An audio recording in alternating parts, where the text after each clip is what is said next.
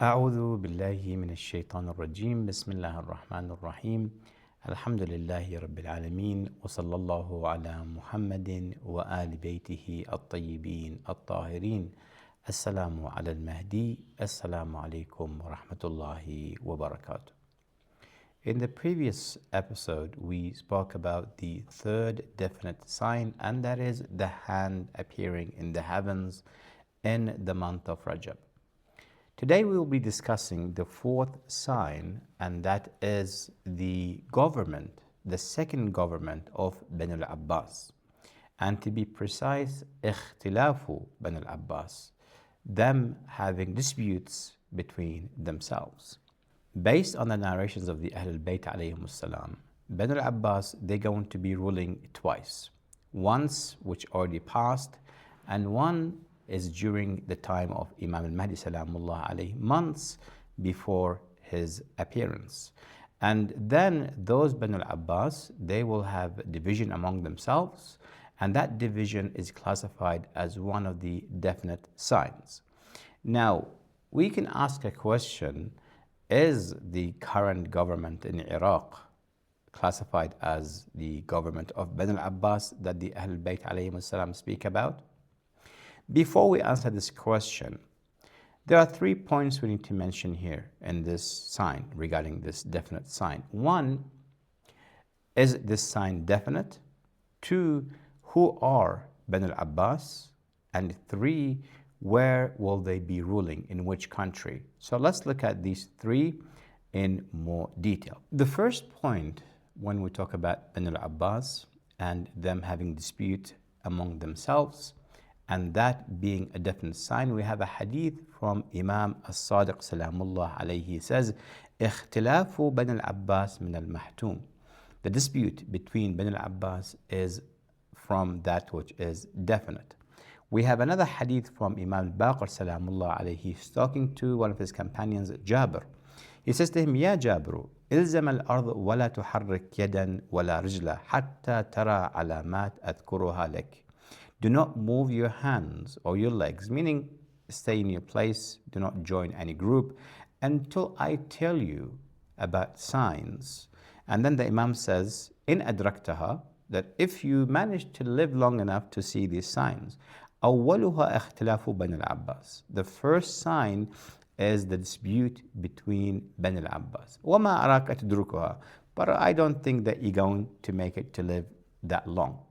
And then the Imam says to him, وَلَكِنْ حَدِّثْ عَنِّي. However, that hadith conveyed to other people, which he did. Another narration from Imam Al-Baqir salamullah alayhi. He says, the narrator asked the Imam, قُلْتُ لِأَبِي جَعْفَرَ عَلَيْهِ السَّلَامِ خُرُوجُ السُّفْيَانِي مِنَ الْمَحْتُومِ. Is the Sufyani amongst the definite signs? The Imam said, نعم. طُلُوعُ الشَّمْسِ مِنْ مَغْرِبِهَا مِنَ الْمَحْتُومِ. Then the Imam added, the sun rising from the west is also a definite sign. وَاخْتِلَافُ بَنِي الْعَبَّاسِ مَحْتُومٌ. And also the dispute amongst the family of Bani Abbas is also a definite sign. Now, when we ask the question, who are Bani Abbas? And that's the important question. So the Ahl Bayt salamullah alayhim, they said we're going to have 2 Bani Abbas, one which has already passed and one that is coming up. Now, the first government of the Abbasi dynasty happened in the year 132 AH Hijri and lasted until 665 Hijri, or 56 Hijri to be precise, where they were ruling for decades. And then their government ended when the Mongols invaded Baghdad and killed the last Abbasid ruler, and they took over the Baghdad and took over Iraq. Then everything ended with Bani Abbas. That was the first time that Bani Abbas have led a government. And just so we are clear, Bani Abbas, we refer to them as Bani Abbas. We call them the sons of Abbas. That's in reference to Al-Abbas, the uncle of the Prophet sallallahu alaihi wasallam. So in a way, they are also Hashemites. They're also Sayyids, and hence the black turbans, because they came up with the black turbans themselves. Now, the Ahlul Bayt alayhim salam have said that this government of Bani Abbas will come back the second time. Now, are we talking about Bani Abbas themselves, the lineage of Bani Abbas, the sons of Abbas, will come back to power? Or is that because there's a similarity in name or similarity in description? As we know, the descendant of Bani Abbas, they scattered around the Middle East. Some families are in Saudi, some tribes, some in Iran, some in the Sham, and some in Iraq. But we can't, these guys you can are hardly heard of, they hardly exist, and hardly anyone knows anything about them. So assuming that they will come back and take lead, it's really far-fetched. But the Ahl Bayt Salamullah alayhim, rather, they could be pointing to the fact that they're talking about the similarities between Bani Abbas, the first government, and what will come at the end of times. Because when we look at the Bani Abbas themselves in the first rulership, they had certain traits which will come back. And the Ahlul Bayt Salamullah alayhim, unlike the Sufyani, they gave us his lineage. They said he is from the lineage of Abi Sufyan, and they even named his few forefathers. It was named to us. And they emphasized on the point that he's from the lineage of Abi Sufyan. When you look at the second Abbasi dynasty that the Imams talk about that will come back before the emergence of Imam al-Zaman, salamullah alayhi, they do not speak about any lineage. They just said Bani al-Abbas. They do not speak about a personality leading or someone taking charge, just very general context, which lead us to believe that the Ahlul Bayt, they're talking about the similarities and description and methodology that Bani al-Abbas in their first government did that will repeat itself. When we are talking about the similarities between Bani al-Abbas, the first dynasty, and what will come later, so we know that Bani al-Abbas themselves were Hashemites in lineage. They go to Al-Abbas. So it's possible the people that will come at the end of times, the second Abbasi dynasty, the rule of the second Abbasi dynasty, they could be majority who are Sayyids, or to say the least, are Shia, because the first dynasty, when they came to power, they came with two slogans. One, seeking revenge for Imam al-Hussein salamullah alayhi, and two, trying to give power back to the Ahlul Bayt alayhim as-salam, al-Rida min Ali Muhammad. Which means that the second leadership and rulership of Bani Abbas, it could be a Shia majority who are trying to say, well, you know what, we're trying to give the Shia a voice and have them in power, as we will see later on. That's the first similarity. The second similarity is Bani Abbas, their capital of leadership and rulership was the city of Baghdad. And the second Bani Abbas that will come at the end of times, there also could be situated in Baghdad as well as a center of government as we see now. Another similarity between the first government of Bani Abbas and the second government of Bani Abbas, the A'imma, they describe it to be a government of trickery and trying to fool people, because that's what they did in the beginning. They were calling for the Ahlul Bayt alayhim salam, calling for the revenge of Imam Hussein salamullahi alayhi, and then they backed off.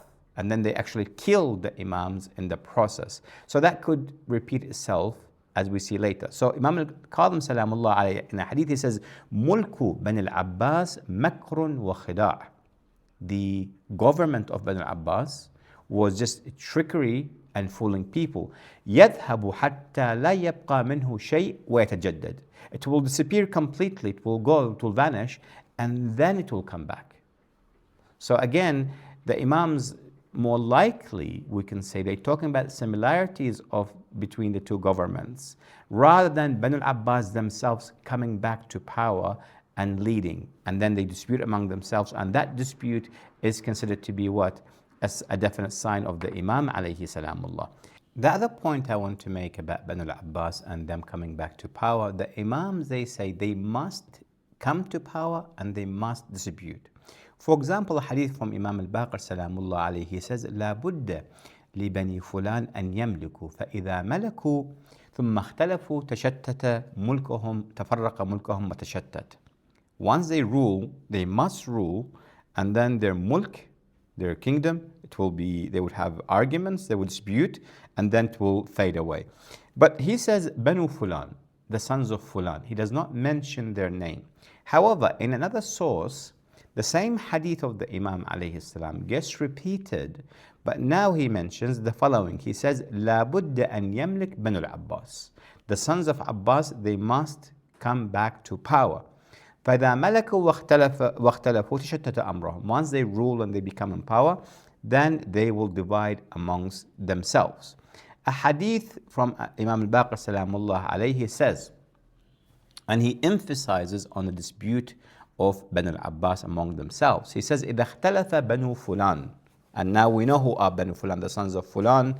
We know who they are, Banu al-Abbas. فَعِنْدَ ذَلِكَ فَانْتَظُرُوا الْفَرَجِ. Then wait for the relief and the rising of the Imam alayhi salam. And then he emphasized on that point. He says, وَلَيْسَ فَرَجُكُمْ إِلَّا فِي اِخْتِلَافِ بَنِي فُلَانٍ. And your faraj, the appearance of the Imam, will not happen until the sons of Banu al-Abbas divide among themselves. فَإِذَا اخْتَلَفُوا فَتَوَقَّعُوا الصَّيْحَةَ فِي شَهْرِ رَمَضَانَ. Once these guys divide and they have problems among themselves, dispute among themselves, then wait for the call in the month of Ramadan, which means these guys are going to be all the way up to the month of Ramadan. So during the month of Rajab, these guys will be in power. And then the Imam says, وَخَرَجَ الْقَائِمِ. Then the Imam salamullah alayhi will appear in that time. Now a question might rise, what will they dispute about, Banu al-Abbas, once they become in power? Based on some narrations from the Imams alayhum salam, for example, this hadith from Imam Al-Sadiq salamullah alayhi, he says, خروج السفياني من المحتوم. When he was asked, is the Sufyani a definite sign? The Imam said yes. Then he says, وَالنِّدَاءُ مِنَ الْمَحْتُومِ. The call in the heavens is a definite sign. وَطُلُوعُ الشَّمْسِ مِنْ مَغْرِبِهَا مَحْتُومٌ. And the rising of the sun from the west is also a definite sign. And then he says, and that's what I want to get to, وَاخْتِلَافُ بَنِي الْعَبَّاسِ فِي الدَّوْلَةِ مِنَ الْمَحْتُومِ.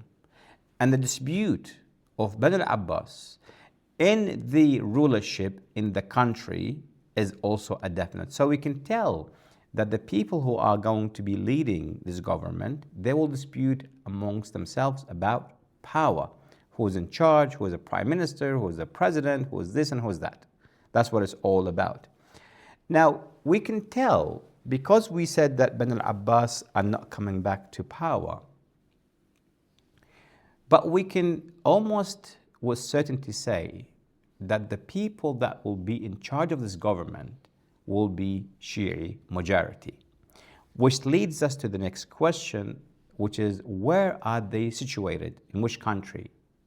Are they in the Gulf countries, in Sham, Iran, or is it Iraq? Now, based on the ahadith of the Ahl Bayt alayhum salam, is definitely going to be in Iraq. And now when we look at the Iraqi government, the current government, which is the question that I began with, the majority of the government in Iraq is currently a Shia-led majority. There are Sunnis, there are Kurds, but the majority is Shia-led. And one similarity between the current government in Iraq and the first Banu al-Abbas, the first government, is that Banu al-Abbas themselves, their kingdom, as we said, is based on deception. The government now is also based on deception in Iraq, where every 4 years you would have a prime minister and you would have a Shi'i-led government, but they deceive people. They would give people false hopes. We're going to do this, that for you. And then 4 years later, they take all the money and then they go and another government comes. And it's all Shia majority. And this Shia majority country or government now also says we want to give the Shia back their rights. Same as Banu Abbas did, which is again deception. So there's a lot of similarities between the government now and the government of Banu Abbas. Another similarity between them, which the Imam Salamullah talks about, is a division. And we saw what Banu Abbas did. They were killing one another. Al-Amin and Al-Ma'mun, two brothers. They were killing each other. Al-Ma'mun killed his own brother. He hung him on the palace gate for, I don't know, like 3 days, a week, or months. He was hanging, and he's his own brother. So we can see that the same thing happens. The Ahlul Bayt Salamullah alayhim, one of the things that they told us that some people might not want to hear is that the Shia themselves, the followers of the Ahlul Bayt, will divide among themselves during the, or at least before the appearance of Imam Al-Mahdi Salamullahi alayhi. One of the ahadith that we have in this regard is from Amir al-Mu'mineen Salamullahi alayhi, about the division of Shia within themselves. He says, Ya Malik ibn Damara, he's talking to one of his companions, كيف أنت اختلفت الشيعة وأشبك أصابعه. He said, what would you do when the Shia divide and then the Imam put his hand like this, when they divide like this? فقلت ما عند ذلك من خير. Then this time, there's no good in this time when the Shia divide. How good is that? The Imam says to him, الخير كله في ذلك يا مالك. All the good are actually in that time. عند ذلك يقوم قائمنا. When that happens, when the Shia divide among themselves, that's when the riser will come. فيقدم 70 رجلا يكذبون على الله ورسوله فيقتلهم. Then he'll bring forth the Imam alayhi salam, Imam Mahdi, 70 men who ascribe lies to Allah and the Prophet, and he will kill them. Now these 70 people, mind you, are not your average people, because the Imam is specifically talking about 70 men. In reality, he's talking about 70 scholars, because those who ascribe lies to Allah and to the Messenger are the scholars. They say, قال الله, قال رسول الله, Allah said, the Prophet said, which they never did, because the number 70 is very specific. So this is one hadith that we have. Another hadith, the Imam As-Sadiq alayhi salam, he says, أَنَّا يَكُونُ ذَلِكَ. How could this happen, which is the appearance of the Imam? وَلَمْ يَسْتَدْرَ الْفُلْكِ. And the celestial bodies have not moved. حَتَّى يُقَالْ مَاتَ أَوْ هَلَكَ. Until they say, he died or perished. في أي واد سلك. In which valley did he go? In reference to Imam Al-Mahdi alayhi salam. People were going to say he died or he perished. فَقُلْتُ, the narrator says, وَمَا استدار الفلك. What is this shifting of the celestial bodies? The Imam says, اختلاف الشيعة بينهم. Division of Shia among themselves. So we have plenty of a hadith that talks about the Shia people will divide among themselves at the end of times. Now, one thing we have to keep in mind when we're talking about division of Shia, sometimes me and you, we can disagree on a point of view. We can disagree about a hadith. We can disagree about a verse of the Quran. We can disagree among ourselves. But is this what the Ahl Bayt talking about? Or are they talking about Shia dividing among themselves when it comes to power? Because even at the time of the Ahl Bayt, people and the Shia were divided among themselves. So we can't really say that they're talking about these tiny minor divisions. They're talking about big divisions, especially when it comes to power. And now, as you can see in Iraq, another prime example, a majority Shia-led country, the government is the majority of Shia. Within that majority of Shia, they themselves are groups. Like there are 4 or 5 groups, they sit among themselves and they choose who to be a prime minister, and they are in division.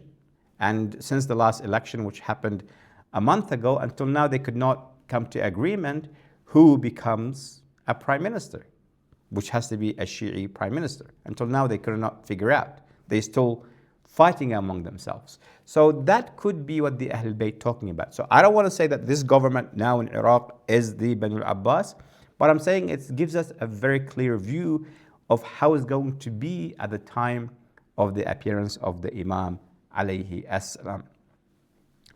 As of their location, because I keep saying Iraq and the Iraqi government, because we have the hadith in this regard. We have a hadith from Imam Al-Baqir salamullah alayhi. He says, لا بد لبني فلان أن يملكوا لا بد لبني العباس أن يملكوا فإذا ملكوا ثم اختلفوا تفرق ملكهم وتشتت. Then once they lead, they become in power, they will divide, dispute, and their mulk, their government will disappear.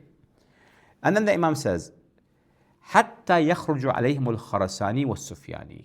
Until the Sufyani and the Khorasani will come. هذا من المشرق, one from the east, وهذا من المغرب, one from the west. So the Sufyani comes from the west, the Khorasani comes from the east.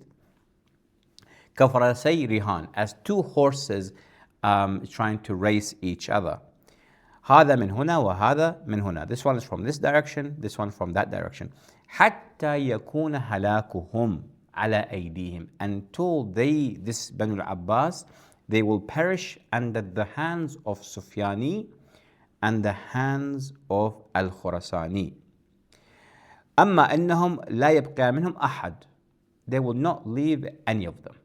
So the Sufyani, he will come to Iraq, and the Khorasani will come to Iraq, and that's why they're going to have the war. Another hadith from Imam Al-Kadhim Salamullah alayhi, he says, when he talks about this government, or even Imam Al-Baqir Salamullah alayhi, he continues in the hadith, he says, يَسْتَبِقَانِ إِلَى الْكُوفَةِ. The Sufyani and Khorasani, they will race towards Kufa. So now we understand that their location, we understand the following points before I get to that. One is Banu Abbas that will come back to power. Once they become to power, or they come into power, they will dispute and fight among themselves. Once that happens, Sufyani will emerge, and the Khorasani will emerge, and they will come to Iraq, to Kufa, and that's where they're going to crush whatever is left of Banu al-Abbas, and their government is going to be gone. So this is the fourth sign, or definite sign, the Ahlul Bayt Salamullah alayhim have talked about. And I don't want to give a prediction, but it seems like that already started, because the Shia now are the majority. They could be in reference, or the Aimma could be referencing Banu al-Abbas to them, because they are in power, they're deceiving people, and they're always fighting among themselves in Iraq. So when Syria gets into ruins, as we can see that starting to happen, and once the Sufyani emerges, he could march towards Iraq and tries to take it over. And as a response, the Khorasani will come also to Iraq and try to defeat the Sufyani. So the Sufyani is the one that is going to actually kill whoever left in power in Iraq. That's as short as I could make it, and I was trying to speak as fast as I can so I can save some time. But inshallah, we will continue the definite signs in the other episodes. Until then, stay with us. Wassalamu alaikum wa rahmatullahi wa barakatuh.